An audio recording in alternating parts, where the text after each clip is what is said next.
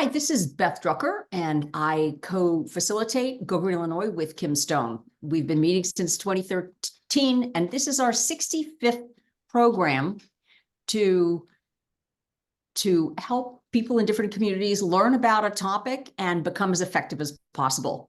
The program today is Sustainable Practices for Condo and Apartment Buildings. Karen, would you please pull up and show the invitation that Go Green Wilmette created for our for an invitation to a gathering that we did to help focus on greening our condo and apartment buildings. How do they add sustainable practices that reduce their impact? Go Green Illinois had been around for a long time, and we realized we were really focused on our homeowners. And we have a lot of residents. We have 40 condo and apartment buildings. We had no idea that we had that many. Each of you in your community probably have more than you know. And so after we had done 2 of these meetings, we decided that this would be a good time to share that with people coming to this program. So you can see that we decided that the key topics that we could help buildings with are composting, waste and recycling, energy efficiency, EV charging, dark sky lighting, and native gardens. So at this meeting today, we're going to be talking about all those issues. We have some great experts here who are going to talk to you about it. No one has as much time as they deserve, but we're going to do this quickly and give you as much information as you possibly can. Karen, could you please also, before we start the program, I would like to show you some guidelines that Go Green Wilmette has already done that would make it much easier for you and your group to copy us. So Karen's going to try to pull up, we have a guideline for how to compost in a large building. And we also have guidelines for how to start. How do you find a green team? How do you change party policies? And then how do you work with systems like energy, waste recycling, and all kinds of other building issues? So if Karen's not able to pull those up right now. No, here it comes. Here she comes. Okay. And this will be posted to the website, gogreenillinois.org. Okay, so you can see, we make this easy. You're going to learn more from Erlene Howard of Collective Resource. But you can see we've done some of the work for you, and this is a sheet that could be sent electronically or even posted in any large building in your community. And then Karen, could you then show us the two-page guideline sheets? Okay, so here we have some really great resources. You don't have to start from scratch. We've done a lot of work, and we'd love nothing more than for you to take this document, make it your own, and use it. So this is page 1 about creating a green team. And here's page 2, water use, energy use, improving indoor air quality. So again, don't start from scratch. A lot of this is already done, and we'll have this posted on the Go Green Illinois resource page. Thank you, Karen. Okay, with that, we are going to start with Katie Kaluzney. She is with the Illinois Green Alliance. She's really an expert in this area. She's also an elected official in Brookfield. She also decided to start Go Green Brookfield, so she comes at this from many different angles, and she is going to be our lead-off speaker. Katie, make sure you continue the introduction and let people know a little bit about you. Okay? Awesome. Thank you, Beth. I'm going to go ahead and share my screen and make sure that my slides are showing. Hopefully that is still good, like we practiced. It's All good. right, great. Looks great. Thank you. Thanks, Beth. Thanks, Kim, for having me. Like Beth said, I'm Katie Kaluzney. I'm the Deputy Director at the Illinois Green Alliance. But what's extra fun is I get to use a lot of my skills and learning from what I do by day and take that back to my community and get more involved in that way locally, like you all are. And so really excited to be here today to talk about how my both worlds kind of cross over here. So I'm going to talk about energy efficiency options in multifamily buildings, especially for tenants and for condo buildings. And what I'm going to start with is a slide that's not quite about energy efficiency yet, but it's about managing. So many of you have maybe seen different communities and different folks passing energy benchmarking ordinance or things like that, which is requiring buildings of a certain size to track their energy use. But you don't have to have an ordinance to understand how your building works. And a lot of times you can't manage what you don't measure, which is a mantra of Energy Star. And so if you're interested in understanding if your building is performing poorly or if your building is performing great, to really know how much time and energy to put into different parts of your building, I just wanted to share this slide as a way to get started. And I'm happy to talk with anybody that's interested in this process. It's very easy. I help lots of individual building owners that only have one building in their portfolio, like understand how to use this tool. And it's a really great way to understand kind of the overall use of your building. So you can, by benchmarking your building, you can see if the different energy efficiency measures you're taking are actually having an impact, because you can keep looking back over time to see those improvements. You can also see which information that you need through a data collection worksheet that Energy Star has. And I just shared some links here on this page, and I'll be sharing this deck with Beth and Kim to share out. If anyone's interested in this, again, I'm happy to dive into more detail on how to understand how your building is performing overall. Whoops, there we go. But I wanted to share a few tips about energy savings within multifamily buildings, and especially with things you can share with residents and tenants. And it looks like Go Green Wilmette has some really cool tools created on their website. I wanted to share a couple that I notice and I share with people quite a lot if I see people asking this question on Facebook or online. Is CUB, the Citizens Utility Board, has some great energy efficiency tips. They have a guide for tenants around utilities and efficiency. You can download the tool from their website, and it talks a little bit more about different kind of the basic measures that you have control over as someone in a unit, in a building, that you can share and spread some campaign and awareness around these things within your building. So adjusting your thermostats, looking at plug loads, using cold water for washing, skipping the dryer, insulating your pipes, setting your hot water heater, looking at the different options to weatherize the openings in your envelope, whether that's where your outlet covers are, your windows and your doors, and then changing filters to make sure equipment is working properly. And also Energy Star has kind of 10 great tips for renters as well that they have on their website, which I've included a link here as well. So 2 really good tools that folks have pulled together that really are things that tenants can impact individually within their unit, but also you can create a larger campaign within your building, because most of the multifamily buildings energy use is used by each individual tenant and not necessarily by those common areas. So you can manage some common area things, but most of it is through behavior changes inside the unit. But I also wanted to share something that is accessible for building owners, landlords, condo boards, but also tenants to encourage their landlords or condo boards to consider, is that the utilities offer free energy assessments at multifamily buildings. The landlord or the owner is the one that needs to apply and ask for it, but you certainly can make sure that your owner knows about these.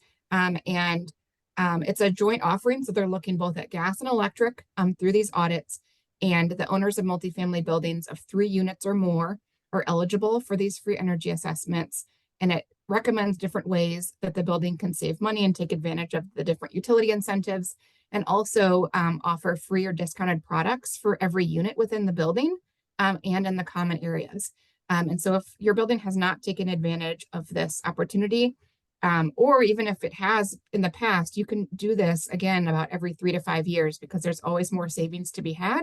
So you can circle back to the utilities and do this assessment again. And I included the link to the energy savings portal and the number to schedule assessments, again, to share with anyone that might be able to make that decision and see what's eligible there. I just wanted to share a little bit more about what happens with those assessments. You could share these benefits to your landlord or owner, that these are some of the benefits of taking advantage of it, and it's of no cost to them. They just need to meet that ComEd person on site to be able to walk through. But then some of the products that are included, and some of these depend on if the property is income eligible or not.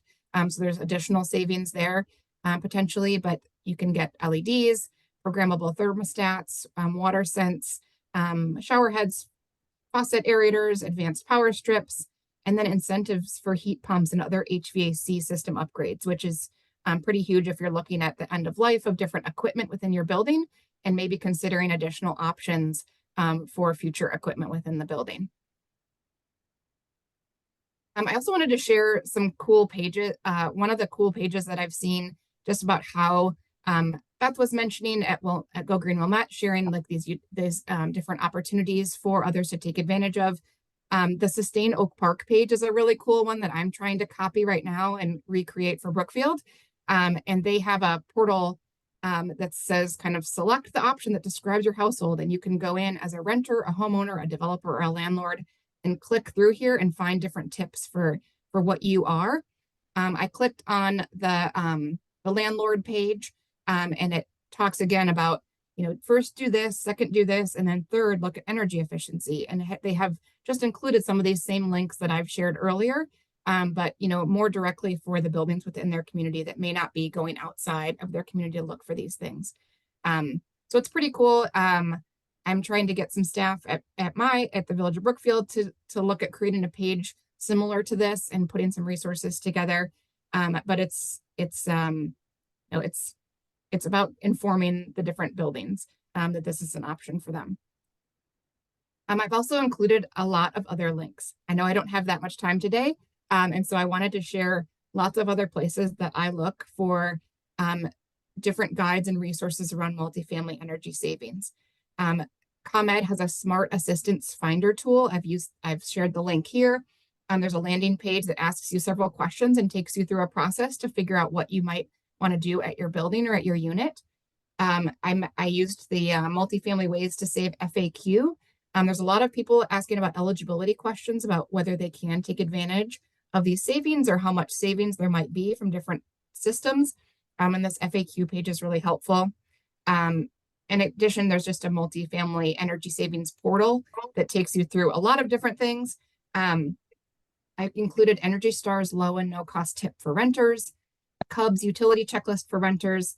CUB, the Citizen Utility Board also has a better heat guide that talks about electrification options and whether you might want to consider some of those pieces of the puzzle. And then some of the CUB's guide also to the Inflation Reduction Act, which is additional savings in addition to the utility savings that are eligible for multifamily buildings coming through in 2024. And then I also included the Energy Star Portfolio Manager training and how-to guides. If that's something that you haven't done before and want to encourage your building or help your building, look at energy benchmarking. There's a lot of great tools and guides on how to get started. So I don't know if I've used all my time. I'm hoping I've saved a couple minutes for questions if people have them, or Beth, if there's anything else you wanted me to for sure share and I missed, let me know. That was great, Katie. Thank you. Two quick questions. One person, so is Illinois Green Alliance working directly with any building managers? We're kind of thinking of individual buildings, but management companies manage dozens to hundreds of buildings. Yes, actually, we work with a lot of buildings directly that have passed ordinances. And so we're working in communities and then helping to implement those ordinances. So we're working with the Village of Oak Park. We've worked with the City of Chicago. And in the past, we worked with Evanston to help buildings understand energy use and then comply with those ordinances.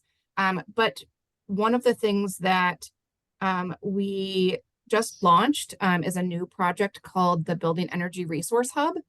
And we are building out tools and resources for that. I'll put a link for that in the chat as well. We are working on different resources and tools for building owners and managers and contractors to help understand all the different options and pathways for those that haven't been paying attention this whole time to all of the stuff people have been doing in their buildings and maybe are just getting started. So how did you get going with that? So I'll include the link to that in the chat because that's a new project and an initiative of Illinois Green Alliance. Great. One of the things that I was trying to find for this meeting is a large real estate management company that had put in place a sustainability advisor or coordinator for all of their building managers. And I was unable to find that. Hopefully that is existing or is going to become more common. But If you don't have a building management that's into it, it's got to come from the residents. So you have to find the residents that want them to make those changes. But it sure is easier if the company itself understands that it's the right thing to do and that they can save money for their company and their residents. If they would start these initiatives at all of their buildings. So Katie, thank you. That was awesome. If you can stay on, I think for the Q&A for everyone else, that would be great. Next speaker. This is a really exciting program. I think one of the first programs we did during COVID was about dark sky lighting. This is still a huge issue, and we have an incredible expert. We have Ken Walczak. He is with the Adler Planetarium. He also is involved with the International Dark Skies Association, and he is going to give us a rapid fire review of what we can and should be doing with our large residential buildings with regards to dark sky lighting. Thanks, Ken.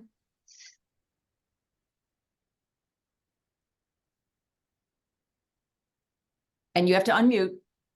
I'm going to spotlight you. All right. Hi. Thanks, Ken. Yeah, thanks for having me again. Yep, in about 10 minutes, I hope to take you guys from maybe a subject you don't know much about. Like this is with an introduction, then hopefully give you some tools that you can approach, be it building management, HOAs, or things like that. Just get some, here we go. Some context. I mean, the name of the organization is Dark Sky International, and we also have a chapter, Dark Sky Chicago. And it's obviously the first thing that comes to mind is stars, but responsible light at night is actually so much more than that. It's about how we use light. It's a tool, not a sledgehammer. And it should be more like used responsibly. And so if we look from above, this is actually from a mission we flew over Indianapolis from the stratosphere, mapping light emissions. You'll probably notice a lot of things start popping out. And one of the things that we've been able to do with our missions where we map light emission is see where that light is coming from. Now, why is it important? Well, as an environmental issue and as a sustainability issue, it has a lot of impacts.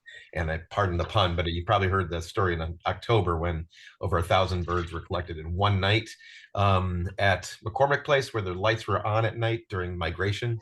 Now, this is particularly for any high-rise building. It's a particularly acute issue, having light external and internal on a building at night. And then for another aspect of the environmental impact, trees are actually, or any kind of plants, are actually influenced by light at night. It shifts their leaf changing and their budding times. In fact, you can see this underneath the bright light. Look at what's lit on the tree, and then when you see it during the daytime, you probably see that those leaves underneath the tree or underneath the light actually stayed green longer. In fact, it was about a 9-day shift, which really alters the health of the plants, and also the ecosystems that they help sustain. And then there's the human health aspect, light trespass. Now, this is a really big thing for obviously, anybody who's living in a more dense area, is light trespass. It alters our circadian rhythms. You probably heard the thing about don't be on your screens at night when you're trying to go to sleep. That's an important aspect of how our bodies get triggered by light at night. It's a natural cycle that we need. There's some water going on or something. Sorry, we're muting people. Okay, sorry. So going back to this image that we have, that's from a kind of a suburban area. So this is probably about the same density maybe as Wilmette, as an example, or one of the larger suburbs around Chicago. We can actually use this to find out where is that light coming from. And this is where you all come in, because first thing you think of is street lights when you think of light pollution. But from our analysis, and the only sciencey thing I'm going to show you here, from our analysis, we actually found that the pink there, which is residential lighting, actually accounted for the largest majority of light emissions that we observed from above. And so street lighting was only about 1/4. I mean, still, it's very significant. So, as a building, living in an apartment or a building owner or things like that, obviously you can't change the street lights as easily as you can change your own. That's why the title of my talk was Responsible Light at Night Starts at Home. In fact, I'm going to drop this link in the chat right when I'm done. This is from Dark Sky International. They have some amazing resources. If you go to darksky.org, you'll actually see just a slew of educational and also action items that you can take for yourself or your community. And I put this link in here because it obviously focuses specifically on what we're talking about today. And that is just being aware that lighting is not all the same. The Dark Sky International actually approves and dark sky compliant fixtures. So if you go to their dark sky approved section of their website, you can actually search for products. So if you wanted to put in, or your building was going to put in a certain amount of lights and certain kinds of lights, be it walkway, pathway lights, or any external lights, you can actually find by type which ones are dark sky approved. And now dark sky approval is not just, I just want to emphasize this, that doing responsible lighting at night is not just a matter of, protecting the night sky. It is a major sustainability issue as well. In fact, it's the Department of Energy estimates that residential and commercial lighting alone accounts for about 6% of all energy, electrical energy use in the United States. So that's a sizable chunk of greenhouse gas emissions when you add it all up. So I just want to give you this tool, this little slew of tools here that Dark Sky International created with the Illuminating Engineering Society about the 5 things you want to look for if you're going to have any external lighting. And they're pretty simple. There's 5 things. One, it's got to be useful. Does it actually serve a purpose? Now, by the way, I don't have too many apartment or condo based images, but I just kind of want to give you these examples that you can kind of use to reflect on where you live as well. But use, is it actually useful? I mean, you look at some of these images and say like, well, what is it actually doing? Is it just, lighting for lighting's sake, or does it actually serve a purpose? That's the number one thing, is like, do you really need that light? And then if you are going to need that light, make sure it's going the right direction. So here's what I find a lot of times with building owners is that they feel like for liability purposes, whatever, they want to make sure that we have a lot of light for security, for safety. But in this case, let's, I don't know if you can see the person. Maybe if we cover up the light, you can now maybe see the person. The idea is that light done wrong is actually more of a security threat than light done well. Like, these are not dark sky approved lighting fixtures. They're shining straight out. They're not shining down where you'd want them. So, next time you walk outside your building or even your community, just keep an eye on if you could actually see the light hitting your eye. That's an indicator that's probably not well directed, because it's not supposed to be shining in your eye. It's supposed to be shining on the thing that's supposed to be illuminated. Now, low light levels, this is actually something I did with folks in Wheaton. This is a house with coach lights. They were wondering about maybe controlling light in their town. And what I recommended is let's keep the light levels low, have a limit. This is actually a house illuminated with coach lights that are about 10 watt lights. Now, this is watts in LEDs. So if you change that to equivalent in, it's about 100-watt light almost, maybe 75. Now, look at the detail of the house, the facade, and also look around. We switched them to 5-watt LEDs. Now, I don't know if you can see, but you can actually, there's better, you can see the sidewalk better, you can see the house facade better, you can actually see the house address better. Here, let me go back. Because what happens is when you have an overly bright light, it's adjusting your eye so you can't see the dark parts. Once again, it was kind of like that previous example of the security issue. Lower wattage lights can actually give you benefit of visual acuity. And then finally, controlled, well, I shouldn't say finally, there's one more thing. The 4th issue is control the lights. If they could be dimmed, That's a huge energy savings and also a benefit. You don't need lights on maybe at 2 a.m. on, in certain areas where there's no one no longer using the walkways or whatever it is, and you can actually keep it low. So in this case, you can actually just, as an example, don't need all the excessive light, just enough to meet the purpose. And then finally, it's about color temperature. You've maybe heard about blue light being quite a intense trigger for actually health issues, and also for a lot of the environmental and sustainability issues we were talking about. If you're not familiar with it, if you take any light bulb these days from the store and you take a look at it, it'll actually looks like the equivalent of a nutritional facts. And one of the things you really want to look for is what's called Kelvin, the color temperature. So here's an example. And what you can see is there's a light appearance, they call it, or sometimes they'll say color. And it gives you on a range, and it'll maybe go from like 18 to like 6,000. You do not, if you can, you do not want any lights above 3,000 Kelvin. What that means is it gets much more bluer, and that's going to have much more of those negative environmental impacts and ecological impacts. So that's something you could do, that you can actually encourage warmer lights. And by the way, just to give you an idea, the old high pressure sodium lights that we have on streets that very much being replaced these days, just to give you an idea, those are like 2,000 K, which means they're actually very pleasant and warm in a very nice way. And they've been replaced by maybe, in fact, the lights you'll see in a store will generally be like 3,000 or more, but definitely try to find ones that are specifically under 3,000.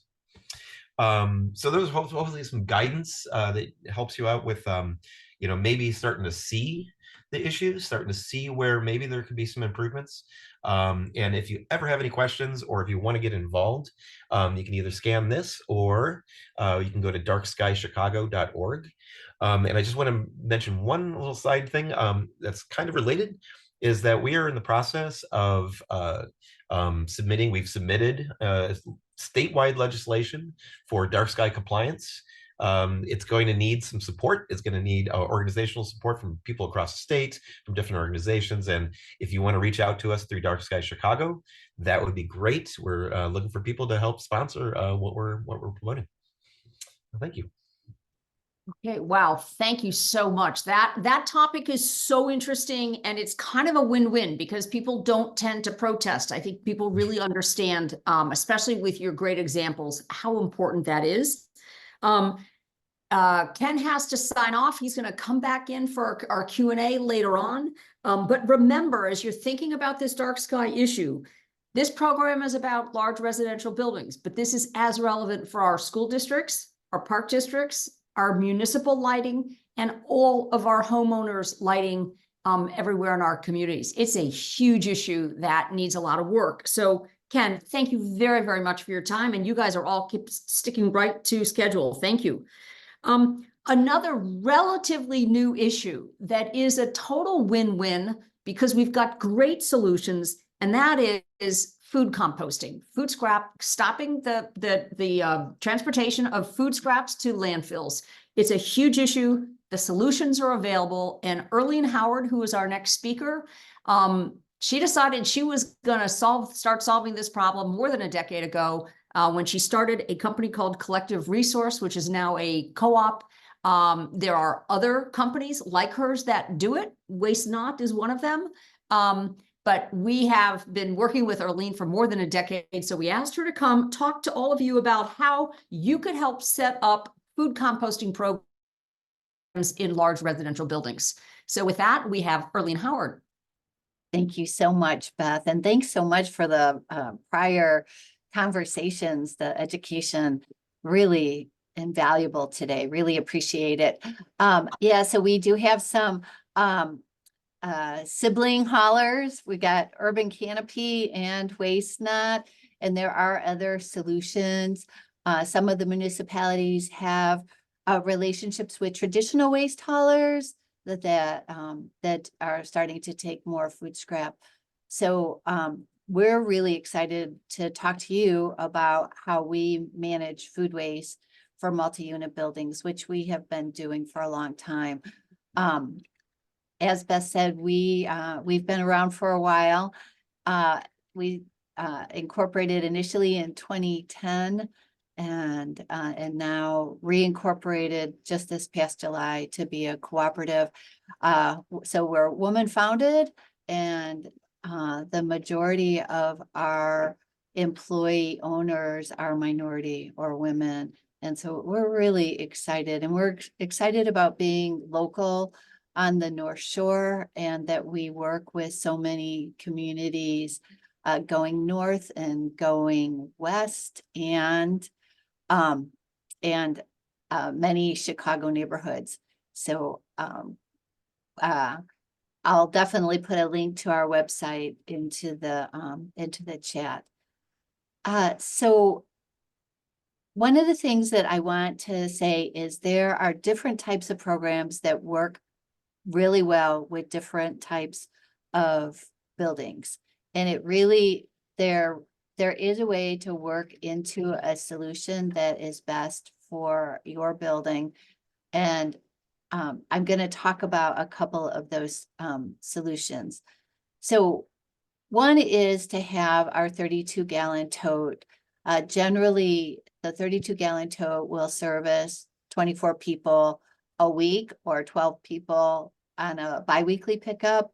And that is having one large container in a common area where each resident manages their food scrap in some bowl or countertop composting container, and then carries that to the common area bin. The other scenario is to have our 5-gallon buckets in each trash room on each floor, or a third one is for residents to actually each have a bucket, the interested residents, and then having a common place for us to trade those out, or to have the collective resource driver go through the building and swap out the buckets. We're here to really support and get a program going for any building that's interested. So one of the things I want to talk about is how important it is. The numbers coming out more recently are that 58% of the methane that's coming off of our landfills is from the food waste and organics in the landfill. And so, taking the steps on a personal level, each of us taking that step is one thing that we can really do to make a difference. And it's an easy habit to get into, and it really makes a difference. The other side of that is we really want to grow our food organically, and be growing it in food amended compost. This is really important for the nutrient value of the food, and to help create healthier food cycles. And I was really surprised when I found out, the old adage, you need to eat an apple a day, to keep the doctor away. Well, now you need to eat, 2 or 3 apples to get those same amount of nutrients than 60 years ago. And so, I think that municipalities and offer services and set things up. Currently in Illinois, the food and the trash are landfilled for the most part. There are communities that actually do incineration, and those choices kind of bounce back and forth. So it's really the way to keep a limit on what has to be landfilled is to keep the things out of the landfill that don't need to be there. So,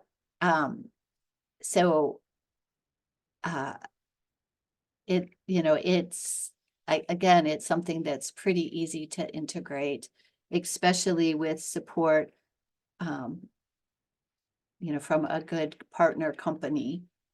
And as far as food, we take anything that was once alive, meaning that we can take meat and dairy, and we can also take BPI and CMA certified compostables and paper towels and napkins and pizza boxes, and just many food soil things to keep them out of the landfill.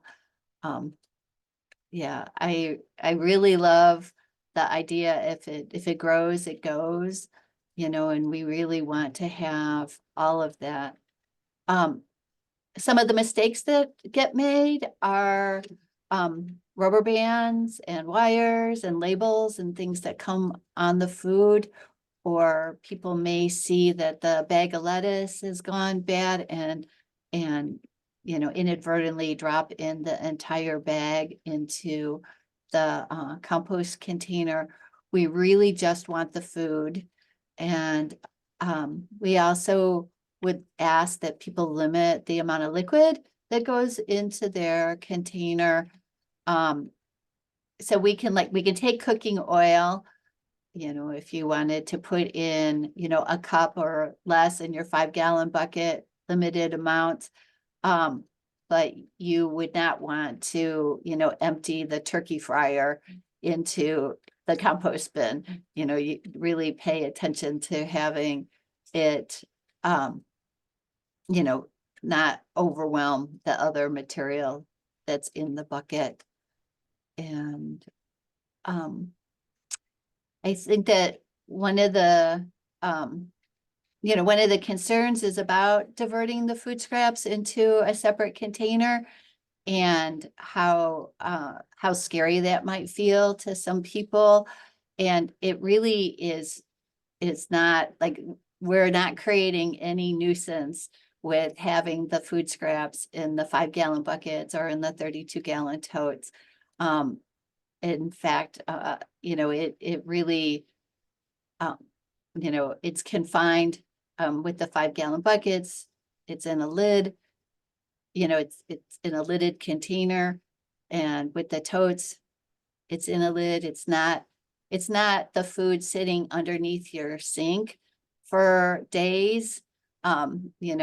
So I think that everybody's delighted to take their regular trash out less often when they get the food scraps into the compost container.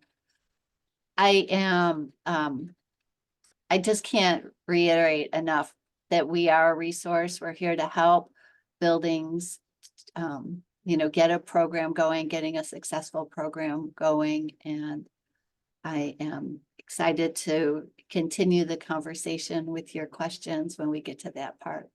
Thank you so much.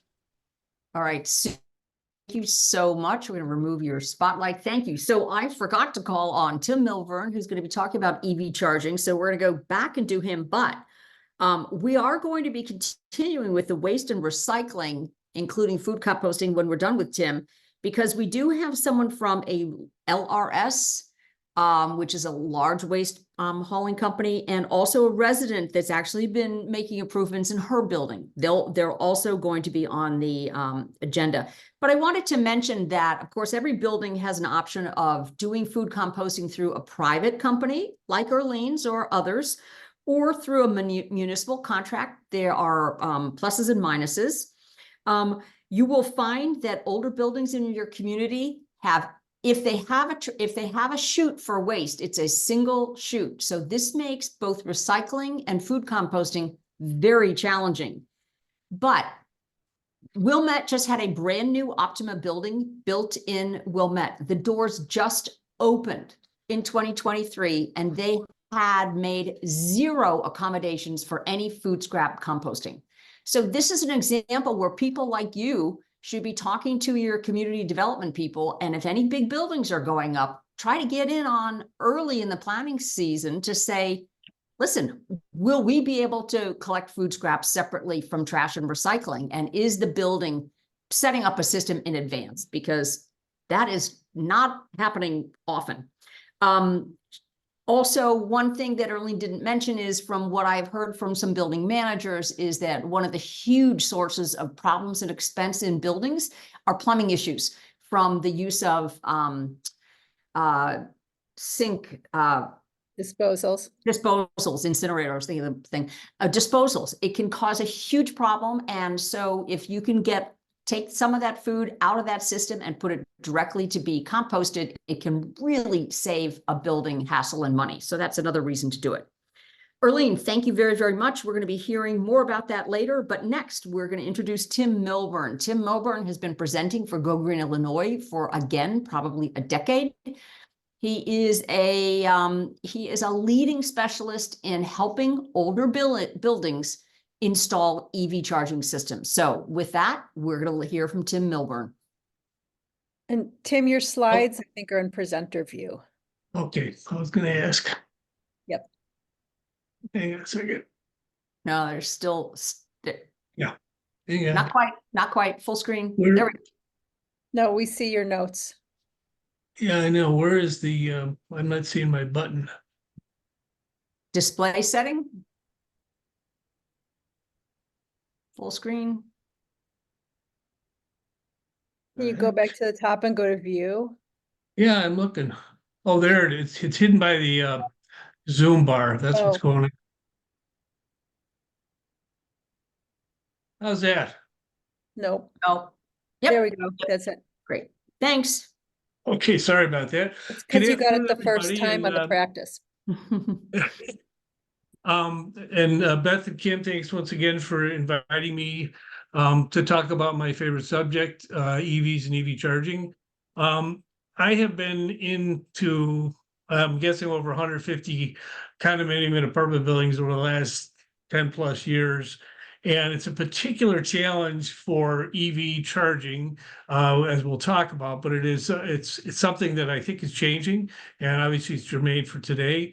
I'm also involved with the Mayor's Caucus. I'm the program advisor for the EV Readiness Program, and we're trying to get communities ready to do EV charging for their residents, including multifamily.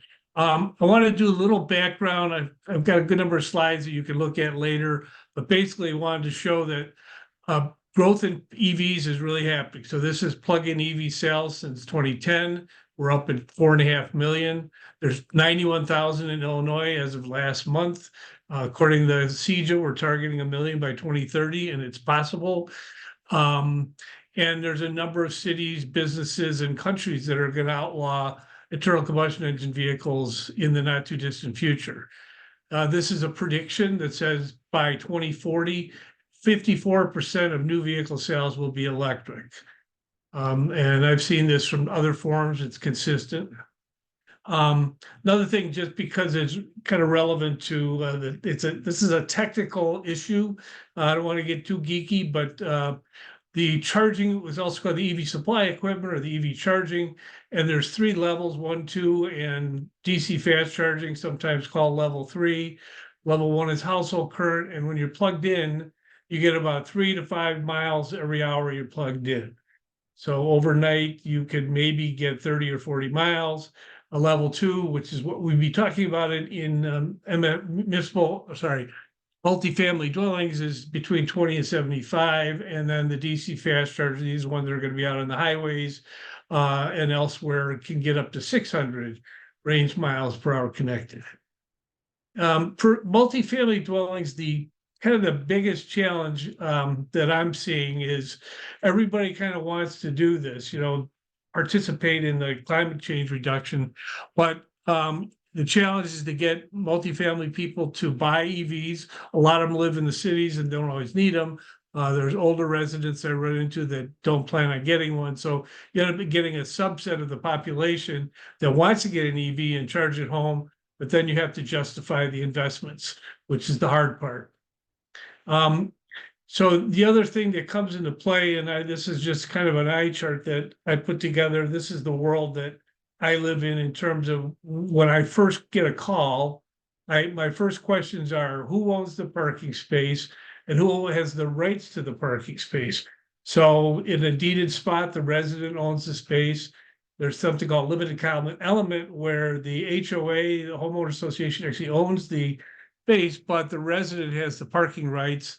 And then you've got HOAs that use assigned or public parking. Then you have co-ops and rentals, which generally is public or assigned parking. And that determines at the end of the day whether you have a charger that's dedicated to that space or shareable with other users, other EV drivers. So this is kind of the first step that I go through. The next thing that makes kind of all the difference in the world is the money. So how do you share the costs, in particular of the new infrastructure and the chargers, between the residents, or the EV drivers, and the facility itself? And once those decisions are made, in many cases, the facility is the bank and provides the initial funding. How do they get their money back? And is that affordable? What are the incentives? And sometimes the facility can get incentives and sometimes the resident can get incentives. The other big one is metering and billing. So who's paying for the electricity and how is it recovered, getting back to cost recovery methods? There's also different rate structures for electricity based on the consumption and the demand. I'll talk about in a second. And then there's how do you do a smart set of investments? You don't necessarily, if you've got 100 parking spaces, you don't necessarily want to invest in 100 parking spaces in an existing building. Maybe you do 25% to start with. So those are the things that we talk about when we get started. Come on, you. So again, a little technical. When I go in a building, the first thing I look at is how much power do they have in the building before you have to call the utility and have a service upgrade. So basically that depends on what the demand is, which is how many EVs times what are the rate of charge and what is that rate of growth. So one thing you've got to always kind of keep ahead, so the supply is always bigger than the demand. And just to give you a little picture, if you go down into the basement of your multifamily building, you're going to have a big gray box, which is a main switchboard, and there's going to be panels somewhere. And typically what we do when we get started is we'll put in what's called branch run circuits, because they branch from a panel to an EV charger. And typically we can get a few of those in a building before anything else happens. But ultimately, and we're seeing this more and more, in addition to taking this initial scope, you have to add like new panels, and maybe they're out in the parking areas, and maybe they're on multiple floors or multiple areas. And this is where the real money gets spent. And the key here is to get the panels close to the parking. Another term people use is make-ready infrastructure. And metering, as I mentioned, there's two types of metering. One is it's just another like appliance on a residence meter. Some townhomes and apartments and condos are, they can do this. For the most part, for multifamily, you're dealing with using the facility's power, and so it's running through a panel that the facility owns and operates, and you somehow have to separate each of the charging events from the building. And you can do that with the charger itself. Many chargers are able to do that. There's manual ways, and there's other ways where you can kind of have fixed fees and things like that. So one of the challenges that boards and groups of people have is how do you figure out what the future looks like? So we always start with a survey, which determines kind of who's interested. If you were to put infrastructure in the building, who would you get an EV and when? And there's also an educational process where you get everybody who's interested. And you bring them up to speed. That's part of what we do. And I see it every time. The more people learn, the barriers come down. They realize it's not a bogeyman. It's just, it takes some work. And so the interest goes up. There's also the keeping up with the Joneses.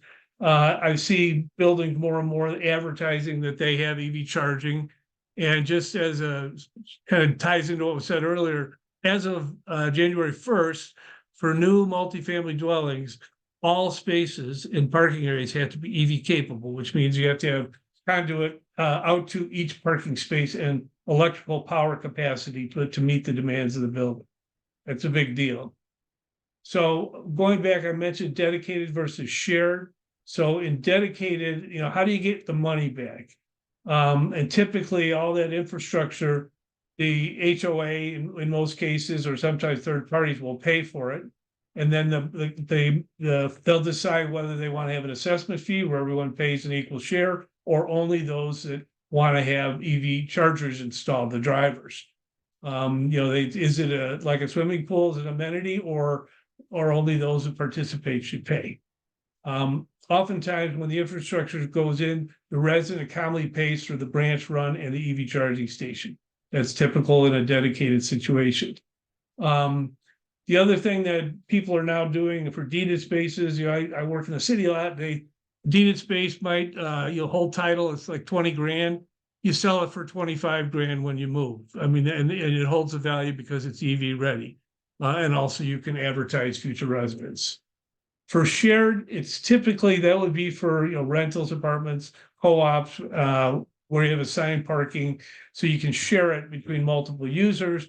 Typically, the owner of the lot or the building will pay for that, and then investments are recovered by automating the billing process, and you put a margin on the facility electrical costs so they can generate a revenue stream, or through participation fees where anybody who wants to participate may pay an entry fee.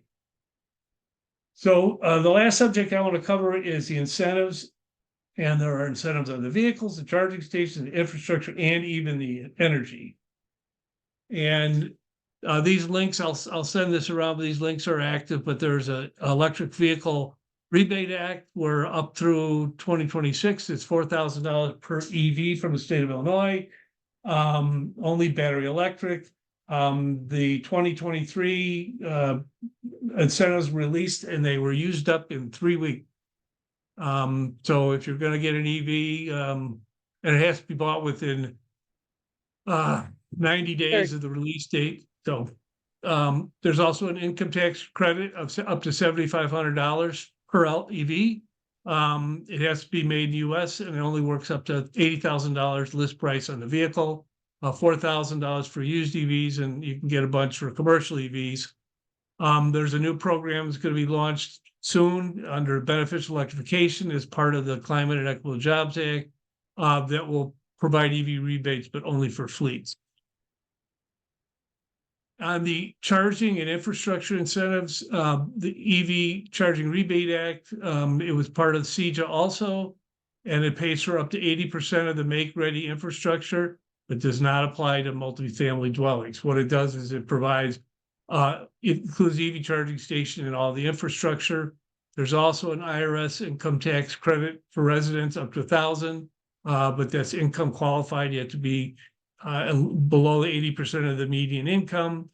And this doesn't really relate to multifamily, except that this is the build out of all the chargers along the interstates. They're trying to get an EV charger on every interstate, every 50 miles, and these are DC fast chargers, so it will finally establish ubiquity, have capacity, and remove range anxiety once and for all. And basically, it'll be like driving a gas vehicle.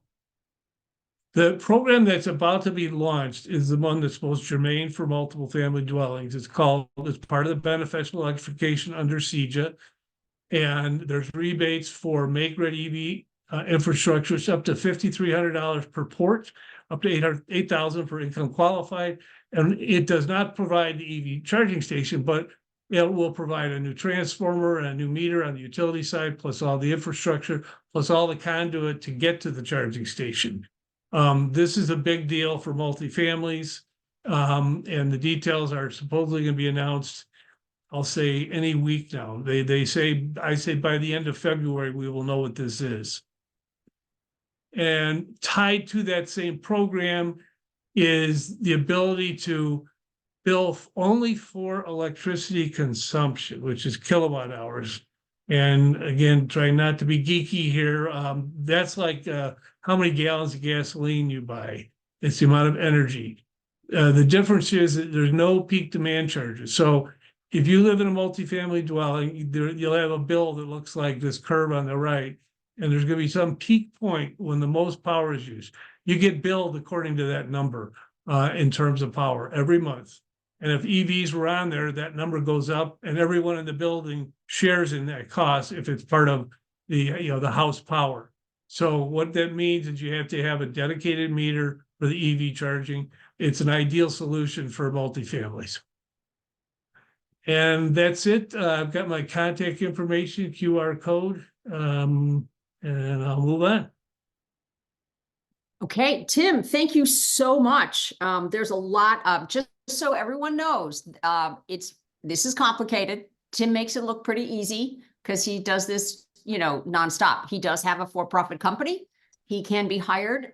What we have found is that individual building managers are trying to start from scratch and figure out how to do this, as opposed to these large residential building management companies telling them how to do it. There's a lot of people starting from scratch, and it's going to take a long time at that rate. So if you are able to talk to building managers or HOAs, please implore upon them to consider hiring a professional to come in and give them their evaluation and lead them through the process.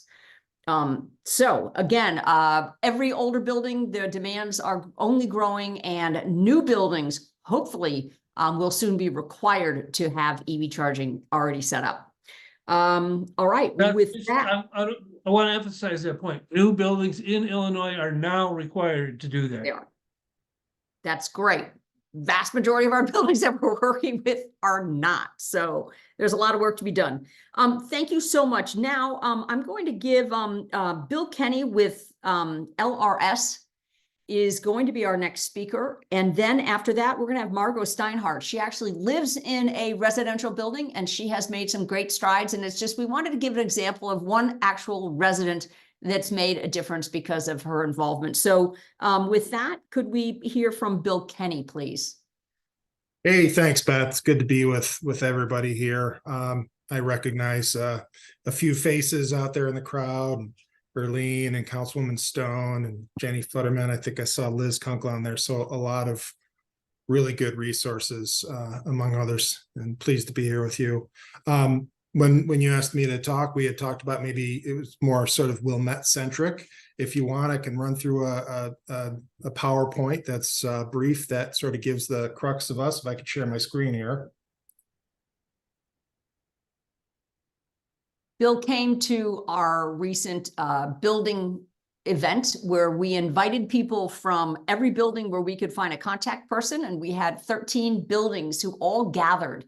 And we had basically a lot of these same presenters talking about the issues, but reaching people from 13 different buildings at once. And that was a really efficient use of everybody's time. So Bill, we have people on from 35 different communities, so we certainly don't want to make it too Wilmette centric. So anything you can do it's appropriate. I'll try not to, and I apologize for that. I was thinking the same thing. I don't want to make this too. Okay, thank you so much. And you, if LRS is not your community's hauler, a lot of these issues are going to be the same, regardless of who you've hired to do your waste management, right, Bill? That is true. Okay, here you go. You're on. So again, thanks everyone for letting me be here. Thanks, Beth, for the invitation. Just a brief overview of our company. We started in 2001. And since then, we have grown to see saturation in 10 states at this point. As far as our households go that we serve, it's over 1 million at this point. When you aggregate the number of states that we're in, you can see to the right there, those states, and you can see the facilities. And this is actually a few months old, so it's grown. I don't see the states. You have to advance your own slides, Bill. Oh, sorry. Full screen, okay. Please. Is everyone okay? I'm sorry. Is everyone? And it's not in presenter mode, but we can see the thumbnails on the left. Oh gosh. Okay. Well, you probably want it in presenter mode. Yeah. Sorry, everyone. I'm just really stepping on a rake here. Let's see. Is that everyone seeing that? Nope. No. There okay. you go. Yep. Okay, so we're going to need to move through these very quickly, Bill. Okay. Yeah, you know what? Listen, I don't need to give. This is not a commercial for LRS. That's what I don't want to do. So I'll really sort of leave it open to letting you all know that we did just start in Wilmette. We're very excited to be there. We have a lot of residential contracts in that general area. As far as, the composting and how that relates to commercial buildings, like we're discussing now, we did put in what we hope is a pretty robust option for those buildings. It is going to be confined to 65 and 95 gallon carts. That's really just a means to be more productive with it and to do it better. So it's very similar to what maybe you've seen in other programs as far as what's accepted. It's fruits and vegetables, shells, bones, meats, pastas, BPI bags, pizza boxes, and the like. So I can answer as many questions or as few questions, whatever people have out there. But we're very excited to be here, and I'll leave it at that, because otherwise I will just be verbose and I won't stop talking. Okay. So the communities that all of you represent, you have these huge contracts. They come up for, new contracts every several years. This is an opportunity for an environmental group to get in before those contracts are signed and make sure that your community is providing recycling that's less expensive than waste hauling for your residential buildings, as well as food composting. This is relatively new for LRS, and every building has to decide. It could be that they have to choose a couple different things. What's convenient for their residents? What is the cost? And how much will the provider educate the residents? Because a lot of residents are going to need an extra incentive to start composting food scraps if they've never done it before. It's not something they're going to just naturally do unless there's an education piece with it. So I asked Bill before whether LRS was doing that. I believe they are. I know that if you go to a longer established food composting private service, that is something that they have available. Composting food is not hard, but in getting people to do it is the challenge, I think. So LRS, kudos to you for providing it. I think what every community is recognizing is that providing the service does not necessarily get it used. So that's where our community groups can help, working with our village government and our waste hauler to say, okay, so great, we've got this program. What are the metrics? Do we have any data about how many people are using it? And how do we start with this benchmark and get more participation in the program? So I think that's where we are in Wilmette, and probably where you are in a lot of other communities. Okay, so Margot, could we turn to Margot Steinhart, who is contacted us to say she's made some good strides in her community, and she's going to show a few slides. It's 2:09. We're hoping to be, I'm going to do a little bit on landscaping, groundskeeping, and bird-friendly buildings, like a couple of minutes, and then we'll go to the Q&A. So Margot, thank you very much. You're with Valley Low Towers in Glenview, Illinois. And if Margot can do it, the rest of you can as well. Right, Margot? Well, I'd like to say that this really is a team effort. This is not a single person who does things. Obviously, somebody has to organize it and get people working together, but it is definitely a team approach. And you were mentioned about not having to start from scratch. Well, I would say we did start from scratch. This really came out of an effort to develop a welcome packet for new residents coming into our two buildings, which are 5 stories each, at a total of 118 units. Most of the residents are what you would consider a senior group. It's not a senior facility per se, but there is an older age group that is part of this. We started working with this with a 2-page flyer, and to help our residents as they moved in to try to figure out how do they recycle, where do they go, what you should be recycling. And it really developed from there to become a bigger project, to developing flyers to help out for people to be able to see what was going on, and to concentrate on specific items that we were noticing. So just to give you a bit of the sense of, let's see if we can move this along. I seem to have lost, oh, there we go. You can see some of the work that we have done. Our big project has evolved in terms of, it actually took us about 3 years to work on this. This is a project which involves our Valley Low Towers 1. We work with Groot, and to be able to provide information that would help our residents being able to decide, do I put this in trash? Do I put it in recycling? Or is there another way that this can be recycled outside or reused in some particular way? So we divided this into different categories, and you can see the listing on the side, unless your screen is being taken over by pictures here. You can kind of see what is part of this. And Groot was particularly concerned about fire hazards at their recycling facilities, because they've had a number of fires, and that seems to be a big issue for many of our recyclers, if you like. So we tried to explain this, tried to divide, create something that would be visual. So you can see that we've created icons to be able to sort this out and divide them into items and which category they need to go into. And this exists as a physical document, 20 pages, and it includes also a page from Swank, which they were very helpful in giving us this. Our information really has come from a number of sources. We were in direct contact with Mary Allen, who was the educational director for Swank, and also Javier Eraso, who is the manager too for the recycling company Groot and Waste Management. So this is kind of how we were getting our information, and of course doing more with trying to be online and seeing what was going on, and then trying to make it specific to our particular recycler. So this is kind of what a little snapshot of this.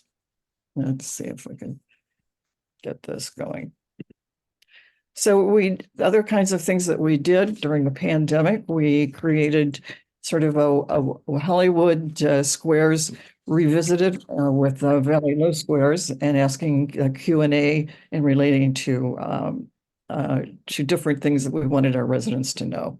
We also had a couple of sessions with Swank with our to be able to see, one was online and one was a pre-pandemic that we did. Let's see if I can move this. I'm not seeming to move this ahead. Wonder if I need to start over. It was moving. Do you want to try the arrow keys on your keyboard?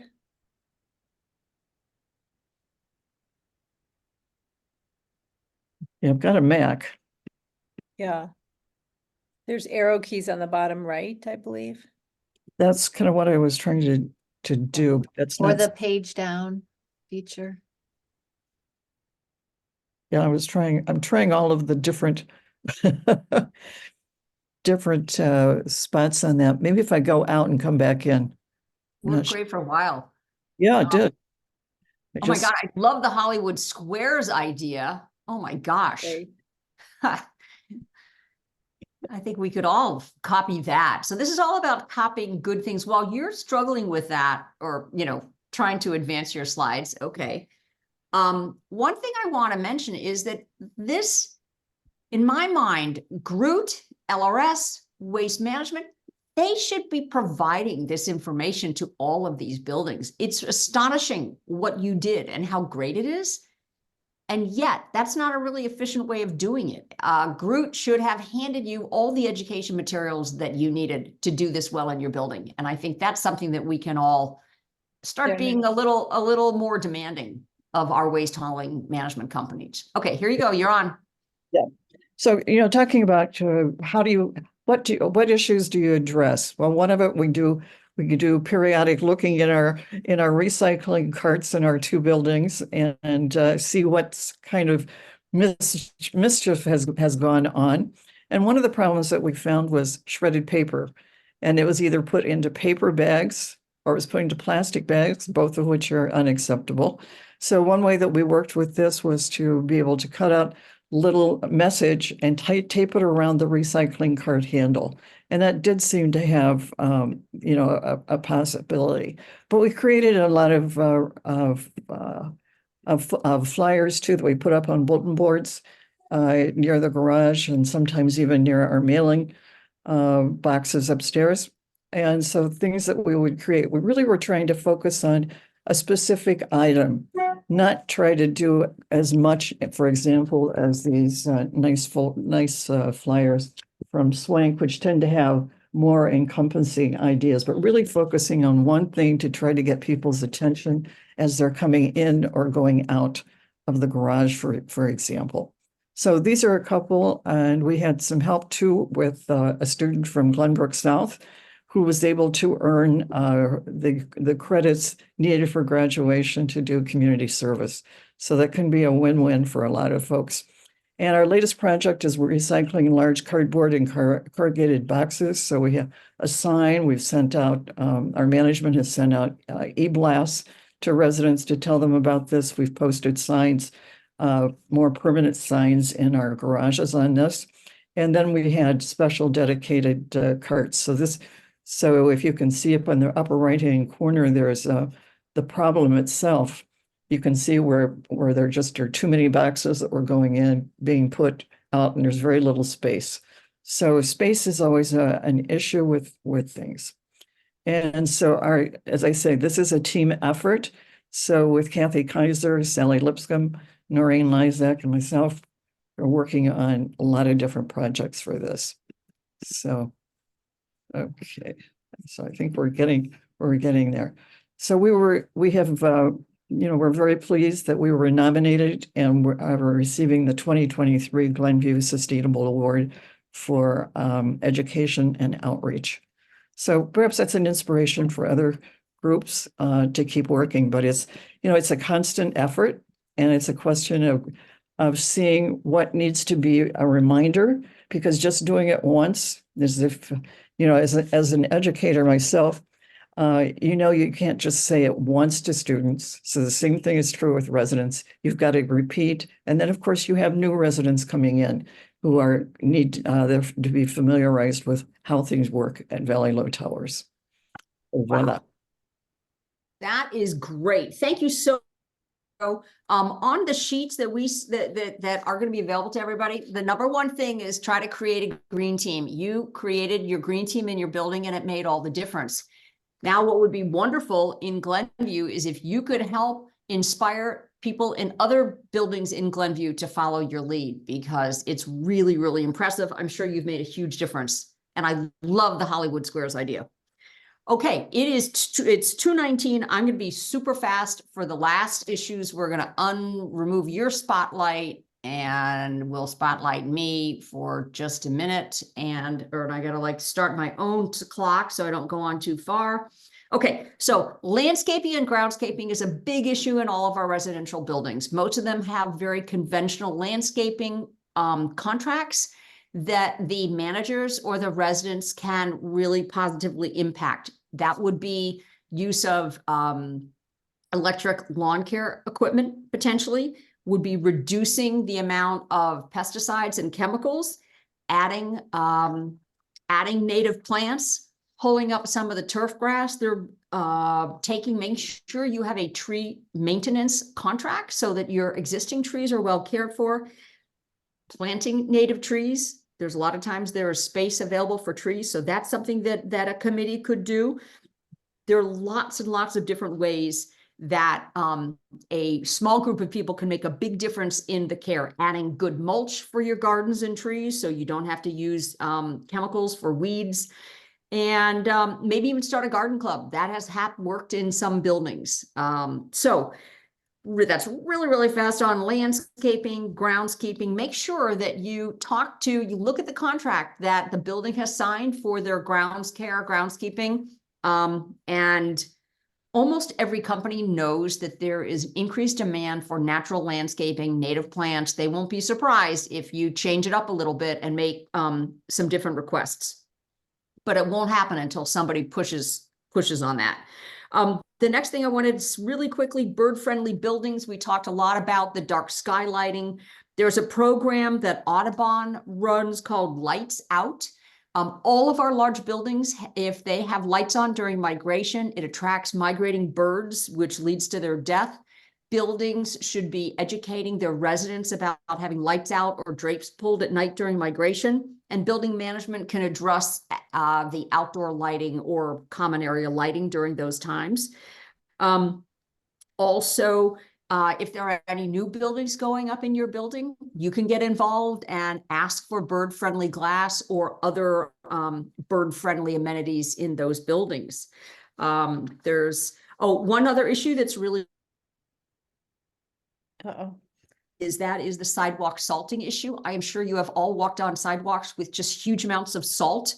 The Metropolitan Water Reclamation District has really good resources, and it talks about shoveling first, using the least amount of salt possible. One coffee cup can do a 20-foot driveway. So most of our staff don't understand that. They think more is better, and that is not the case. Spread the salt evenly, sweep up any extra salt. Again, custodians need to be told that this is a requirement. And using sand for traction if it's extremely cold, and also using greener salt melt products. A Google search will find lots of different products like that. So those are just some of the issues that have to do with the land around the buildings. So with that, we're going to go right into the Q&A, and Kim Stone is going to help with that. I know I haven't been able to keep up. There's lots of questions in the chat. Kim and I are going to go through those questions, trying to make sure they get asked. So Kim, can you help start with that, please? Several people have asked how to motivate building owners and managers about doing some of these things. I'm going to just call out Marcella Bondi-Keen, who said a lot of energy contractors can calculate the return on investment and overall energy bill savings, and that is one way to motivate property owners. But I didn't know if Katie had any additional advice on how to get property owners motivated, particularly with the energy efficiency. Thanks, Kim. I added a link in the chat that was an article from Multifamily Executive Magazine, which apparently exists, and had some really great benefits of what might motivate a building owner more. And I think the bigger motivator is there could, if they are paying the bills for the common areas, if they are paying bills for areas of the building that are not being covered by the tenants, then that should be some motivation for them to make some improvements. It is difficult though, if it does take some extra work. And so if it's not someone that has a larger portfolio and is, able to have someone looking into this a little bit further, it might take some of these resources and sharing what's possible. I think the energy assessment that I shared earlier is a super easy, low-hanging fruit to do, because they don't have to do much, and the tenants can benefit quite a bit from savings within their units from the different products. And the building owner doesn't have to necessarily do any of the incentives if they don't want to. Thank you. I will post a lot of these links from the chat and Katie's presentation and other presentations to the website along with the video. It may take a few days, but all of those things will be available on our website. Somebody asked about stickers on produce, and I will answer that question. Take the stickers off the produce. For whatever reason, they do not break down so well in the compost. Correct me if I'm wrong, Bill and Erlene. We don't want the stickers. Most of them are plastic. We don't want to grow food in plastic. And we also don't want plastic in the compost containers or the recycle bins at all. So those need to be put in paper bags or the BPI compostable plastic. Somebody asked Erlene about electric vehicles, and that was answered in the chat. There were many references to CEJA, which is the Clean Energy Jobs Act, which is a law that was passed by the state of Illinois a couple of years ago. Dave Wilms has some useful information about using solar for car charging. So I will leave that in the chat and people can check it there. If anyone has questions that haven't been asked, go ahead and use the raise hand feature. How can communities or customers get feedback from haulers about recycling or compost contamination rates? And what do haulers do to reduce repeat contamination? Bill, do you want to address this? Or Erlene?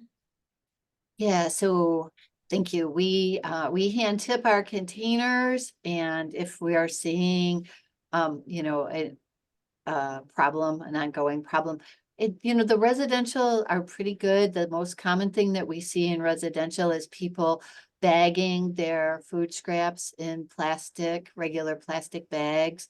We do accept compostable plastic bags. And we do accept paper bags full of food scraps, or the food can go directly into the container. Our 32-gallon totes are already lined, so the countertops can be just emptied in there or directly into your 5-gallon bucket if you're in a smaller situation. So yes, we do circle back if we see an ongoing problem and let people know. Yep. Great. Thank you. Hey, Thanks. Kim, I want to jump in because Wendy Greenhouse from Oak Park had a question, and that's like to know how compost collection sites in common areas like garages and basements stay rodent proof.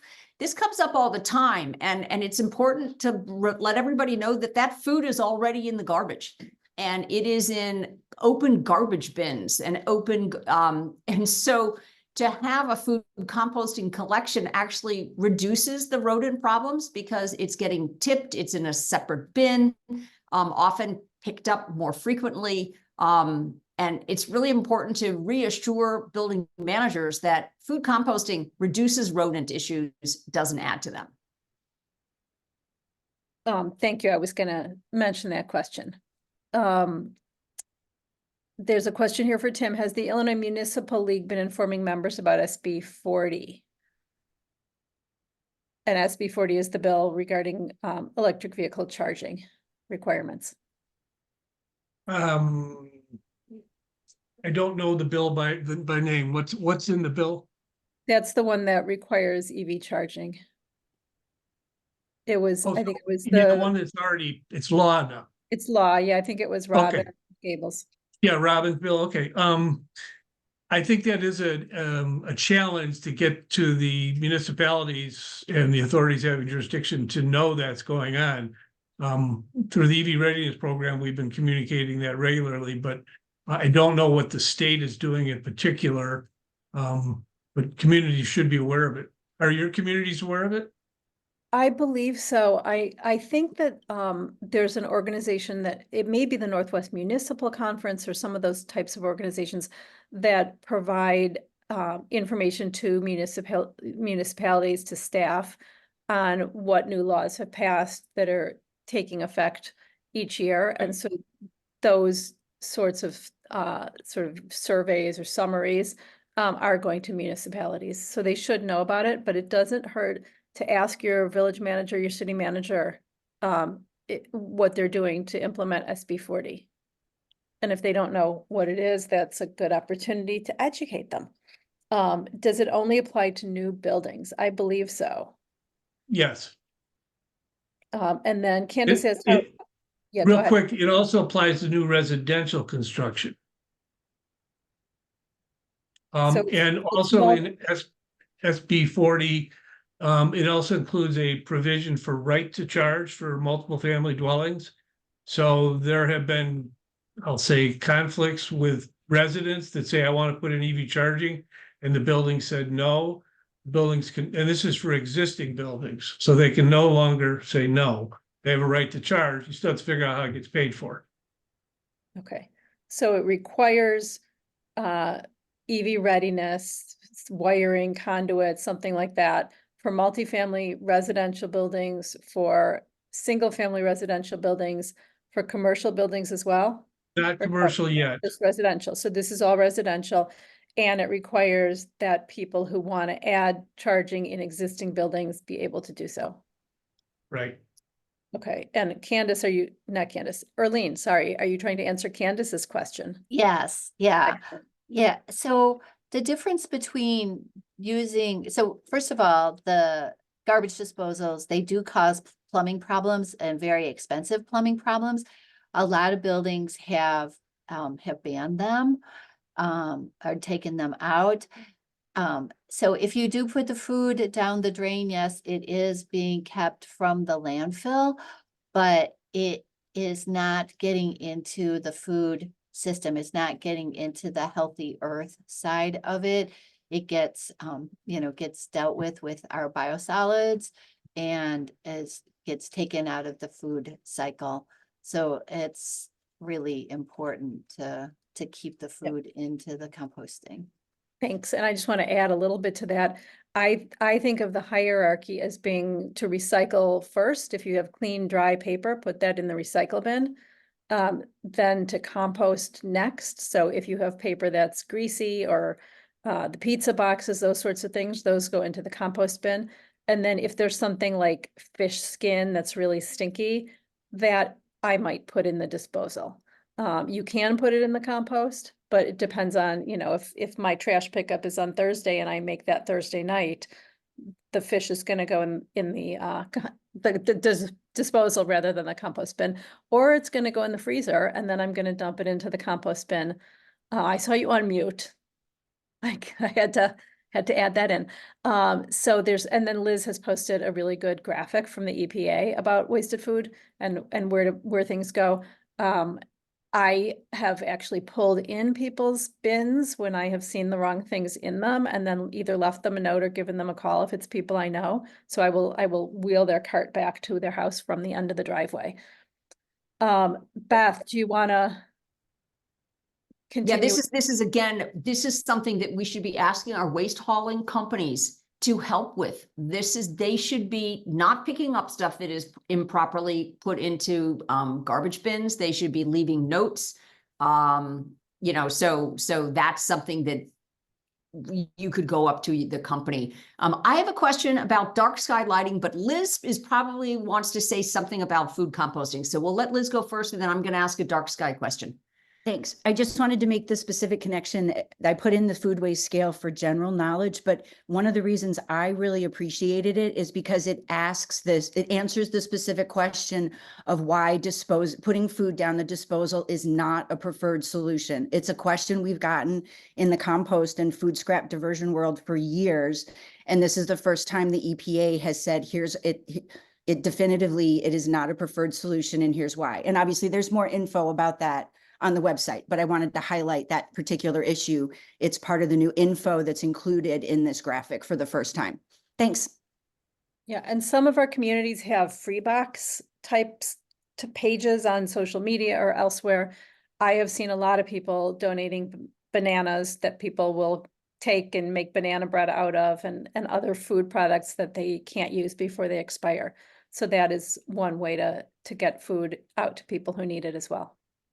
Okay, it's 2:34. We've only got a couple more minutes for questions. Then we're going to do a really quick recap of action steps you all can take, and then we'll have community sharing for those of you who can stay on for that. I had a quick question for Ken.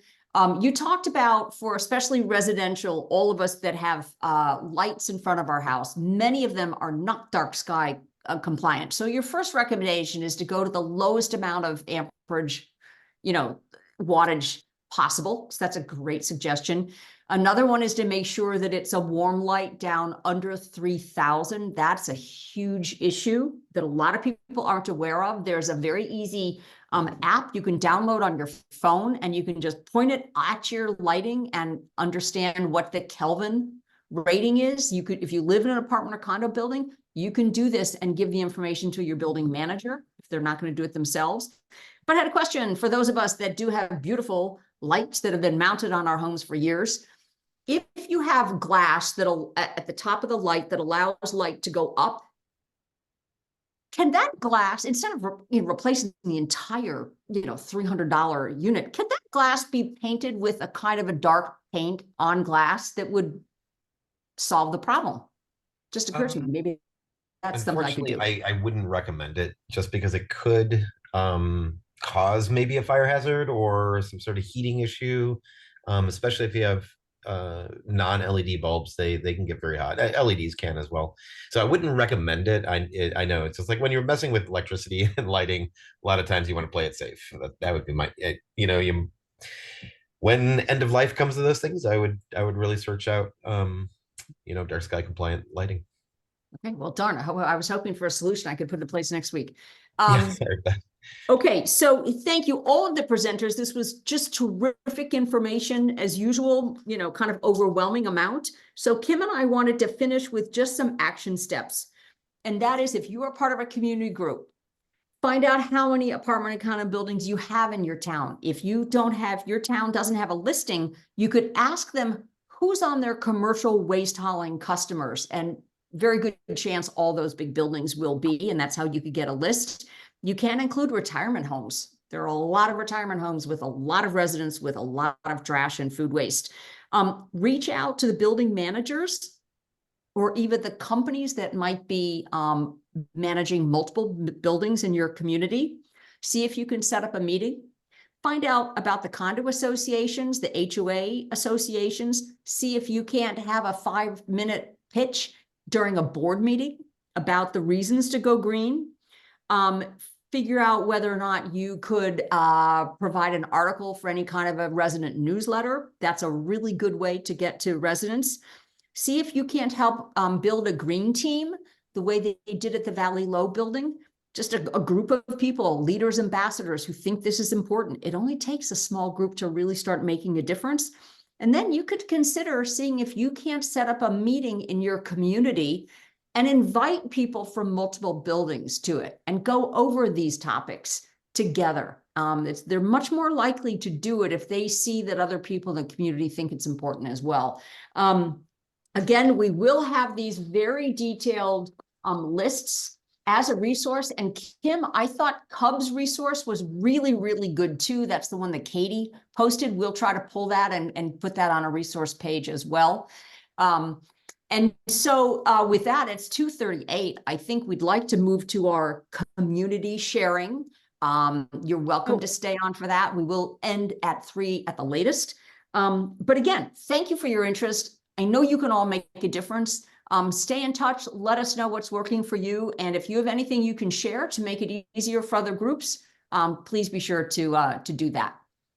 Beth, I think maybe what we ought to do is anyone who has a report, if you could raise your hand, and then we will call on you. That's the easiest. Yeah. Raise your hand with the little Well, but I see icon. Lori, so we could start with Lori, and then everyone else can use the actual raise your hand feature. And as usual, I'll be setting the timer about 3 minutes a person, okay? Yep. I cannot hear you, Lori. You're still on mute, Lori. Still now? Nope, Nope, we you're can hear on. you. Okay, good. Happy New Year, everyone. Riverwoods is having this is very appropriate, a webinar on January the 17th at 7 p.m. called Talking Trash, Reducing Food Waste in the Kitchen.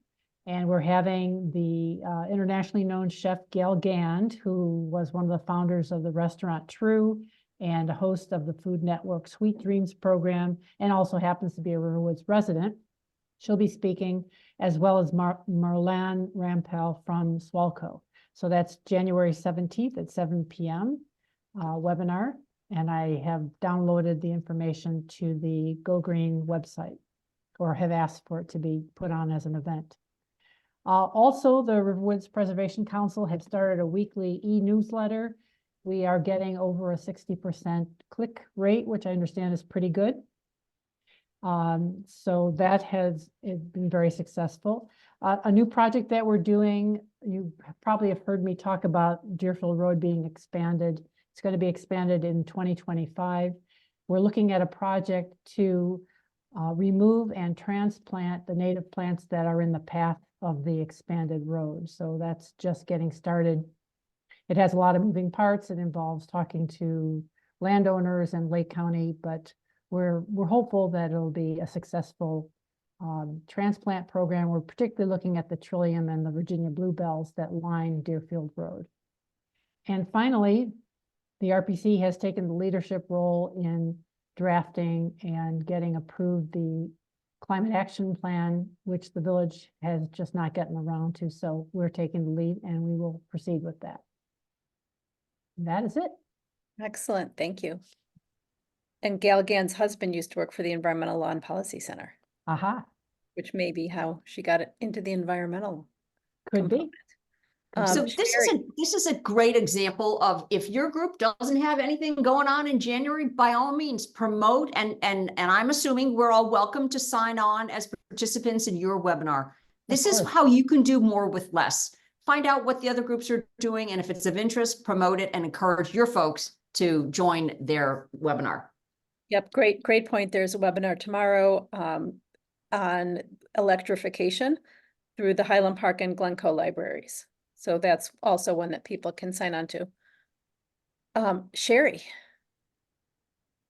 Yeah, so speaking of electrification, thank you, Kim, for the plug for our sustainability fair in April that's going to focus on energy conservation measures and how to electrify our lives, our homes, our businesses. And so we will be having vendors of various consumer products, such as heat pumps for HVAC and water heaters, induction stoves, battery or solar backup generators, electric lawn care, EV charging stations, triple pane windows, ComEd energy assessments. If you have experience, if you yourself have adopted one of these technologies, could you get in contact with us at Greener Glenview? Because the idea is to have both vendors present as well as residents who have adopted these technologies to talk about their experiences. The pros, the cons, the costs, everything else. Yeah, so that's it. Thank you. Okay. Does anyone else have, I don't see other hands. Ramona Curry would like to speak. Okay, great. Just unmute yourself. Yes, I have done. I can't find the electronic one, so I resort to that. So I just wanted to report, we're a fairly small building, 32 units on Sheridan Road, and a fairly conservative, not politically, but lifestyle wise, I think in certain ways, group of mostly older residents. So it's a journey to make any changes. And so What town are you in? Chicago. Okay. We're in Edgewater, right? Okay, great. And yeah, it's like building with a view of the lake. It's not cheap, and people who get here want to keep things, the way they are. And what's with, formal gardens because the building is formal, what's with all this landscaping ideas. So it's a journey. And that's one thing I would say to the people who were asking about how do you convince fellow residents. I think it's not just fellow residents, it's often the residents and the board, and try to persuade people to try those efforts. And what we did with composting, for whatever use it is, for a smaller building, it might work. And I know another building, a big, much larger building, did the same. The board agreed for people to take the initiative to do their own composting if they paid for it themselves initially. So we had a treasurer, and we paid every 6 months would contribute a certain amount, those who wanted to compost. And over time, it built in interest and reliability and all the kind of questions people saw, that there were no more rats and this, that, and the other thing. So that now, after 2 years, we've approached the board again, and now it's approved for the building. And the building now, it's an amenity. And as an amenity, people are more eager, I think, to use it than they, even if it's sloppy as they see it or something. So that's just a little practical. It's nothing compared to all the other great advice people have given on the bigger issues. But as a step-by-step, how to make changes without suffering too much the slings and arrows of being accused of being a radical, is a matter of just building a small team, as the one person was saying, and then talking up the idea and having patience. And the same thing with all these other issues I see. We're trying to go switch to some solar power. We're looking into solar panels. The group of us who are working on this are enthusiastic and have lots of ideas, and we're the ones who are here. But how to persuade enough people, and it is always about money. So it's a matter of how to stay the course. And that's what I would just say. It's starting small, starting sometimes as paying for it ourselves, some of the little things. We're looking into EV charging. It's great information about how to go about not having to do all the research ourselves. But it is a great meeting, I wanted to say. And I just wanted to throw in that about the patience people need to have in working the system politically within their own buildings. That's Thank- great thank advice. you. Ramona, I am so delighted you're with us, but I'm so curious as to how you found out about the meeting. President of our board, Todd Baish, is tied probably through the Edgewater Environmental Coalition, because he's part of that. And so just share information around like that. It's probably that announcements for the Edgewater Environmental Coalition. Great. Hey, one point I wanted to make that wasn't made during the composting issue is when you make a choice between a municipal composting program and a private composting program, there's a huge difference.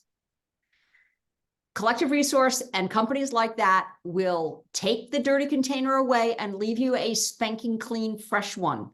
LRS tips the food out of the dumpster and leaves you that dumpster with the food scraps in it. I have no idea how a building team would keep that clean, keep it out of flies, no maggots. That is worth a lot, I would think, and LRS may solve that problem. But when I asked him about it in November, that's all they do. They dump the food, and whatever's left in that dumpster stays in the dumpster. And that's where it can get smelly and kind of messy. Looks like Dave Wilms has his hand up. Hi, am I muted still? Nope, you're good. All right. Yeah, I have a couple things to say. You know, I've worked with multifamily units that want to add solar. The problem with that is that each unit usually has their own electric meter, and many times the meters are very far away from some of the units. And so helping multifamily units get a single individual unit solar installation is very difficult. But Tim kind of alluded to this, but you can have the multifamily unit actually take the common area meter, and then use that meter to wire in all of the electric car chargers. And that's a much, much simpler proposition for wiring lots of car chargers, as well as saving all the residents money, because that common area does have an electric bill associated with it. And it's quite a perk to have somebody that can plug the car in and charge the car with solar energy that their facility is producing. So that was kind of a solution comment I wanted to, if that makes sense. Dave, I'd like to add just on top of that, we're not quite there yet, but that is where the world is heading in terms of these integrated, distributed energy resources, where you'll be integrating solar, EV charging, and energy storage. We're not there yet, but I would say in 2 years, and if you're a building planning something, it's worth learning about it now so that you can make informed decisions down the road. Right, and I think that's very exciting. That's going to be something that'll be very good to help move, distributed energy forward. The other thing I just posted it, I'm actually presenting tonight, because we know this is the easiest night to drive in Illinois. And I'm going to be talking about what's new in the renewable energy world, and sharing some of the very exciting stuff that's happening. I just read an article today about September.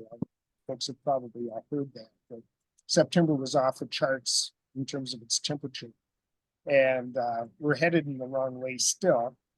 But the good news is that we have all kinds of very exciting developments in renewable energy.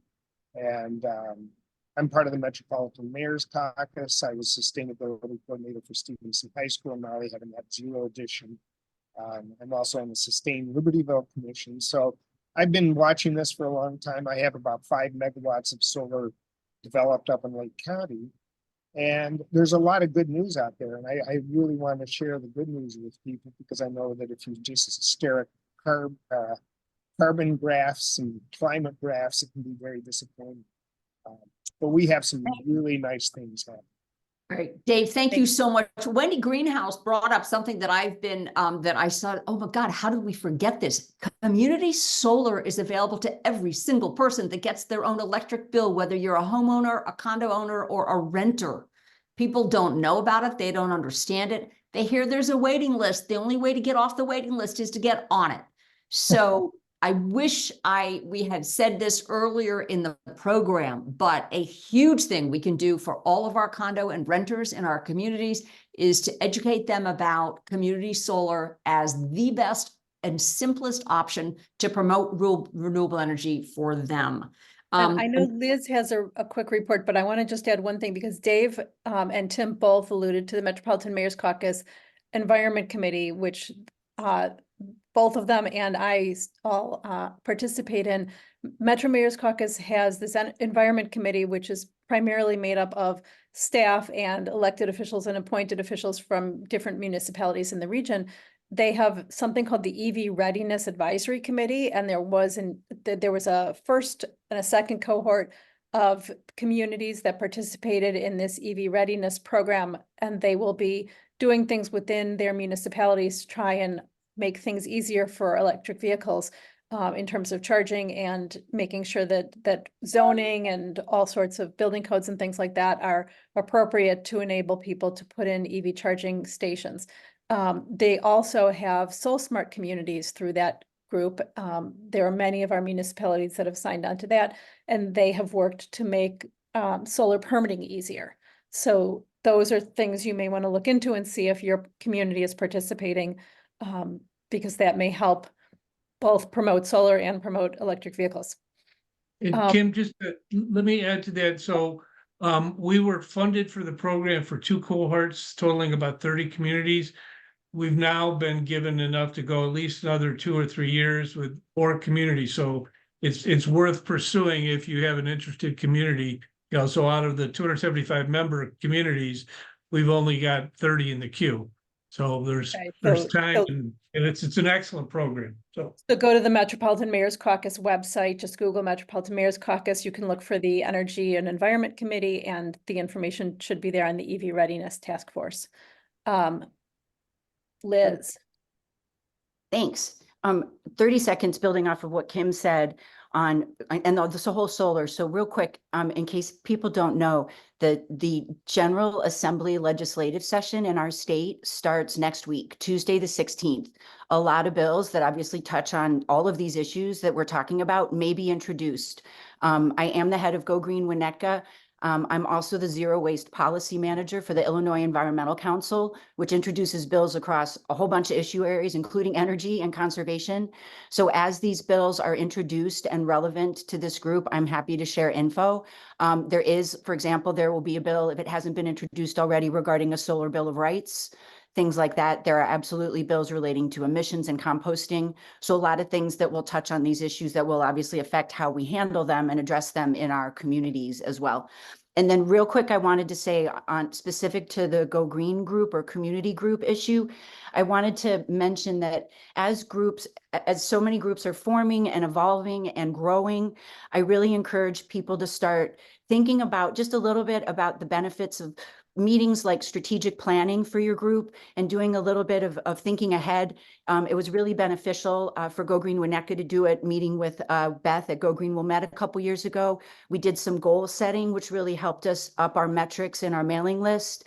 And like just the act of setting goals will like help you reach them, like literally. But then it also led to some fundraising efforts. If you want some funding, we do a year-end appeal. And so there's just some ideas like sort of in the internal strategic planning type stuff that I just want to encourage people to start thinking about, because there are ways to continue to grow your group and expand your work internally, and happy to talk about that piece of it if you want. Thanks. Oh, and Beth, I put the link to Go Green Reads up earlier in the chat and the link to register as well. And it's on the website too. Thanks, Kim. Okay, great. Okay, another thing, if you're bored, if you're looking for more people, they're in your community, don't give up, they're out there. If you are looking for funding, there are people in your community that will get their checkbook out if you ask them specifically for your needs. If you never have enough chance to think strategically, think about a half-day retreat. You don't need an expensive facilitator, although they're good. But we're doing, Go Green Wilmette does a self-guided retreat every January for half a day. That's super helpful. One other thing, remember that ComEd and NICOR give free energy audits. So that is a really easy first step for a building because there's no financial outlay and you can save a lot of money. But I have heard you have to be careful with the free light bulbs that they give away. I have heard that they sometimes give all of the very high Kelvin, bright white, purple lights that people hate. And then they think that all LEDs are bad. That actually happened to someone who had like 40 of them put in their house and they hated them and they took them all out and put the incandescents back in. So watch for that Kelvin light number. That's important. It's 2:56. We always stop on time. We do have 4 minutes left. Anyone else have anything they want to say? Beth, do you have a report from Wilmette? Well, okay, there's always lots going on. The one thing I'll mention is we have a development issue, drive-through McDonald's. It's very controversial. And what we've discovered is that our community went to a great efforts to adopt a sustainability plan. And yet our environmental commission has not been asked to weigh in on a development that very much runs counter to the goals of the sustainability plan. So that's just a little bit of a heads up. Everyone's well-meaning. I think they're going to end up with the right decision, but it takes people like us to be the watchdogs. Our job is to make sure good things happen and stand in the way and be observant to make sure bad things don't happen. And so our work never ends. What you all do is really important. I don't have to report on a bunch of other stuff, but we do have our leaders meeting only on the off months. So if you are a leader of your group, that is on the 13th of February. Our next general meeting like this with a program will be in March. We always like to get your ideas about good topics. So send them to Kim and me. And make sure you put your events on our calendar so other people can share on them. And if you don't get the newsletters of the other groups, by all means, sign up for them. We get some of our best ideas from your groups. So that's what we all do. We just copy each other as much as we can. I think the Hollywood Squares idea is brilliant. I don't know how we'd pull it off, but thank you, Margot, for that. I may get in touch with you to say, how did you do that? And if you don't get our newsletter, if you got on here by hearing about it from somebody else, you can sign up on our website, gogreenillinois.org. Yeah. Oh, and our intern has filled in a spreadsheet with all the communities that don't have any kind of community-based environmental group or with whom we haven't found contact people for. If you have anyone who lives in a suburb that doesn't have a group like yours, send them to the Go Green Illinois website and encourage them to start. It literally can start with one person. There's lots of communities that could use a group that don't have one. Okay, and on that note. Thank you all for being here. We will stop the recording. And did I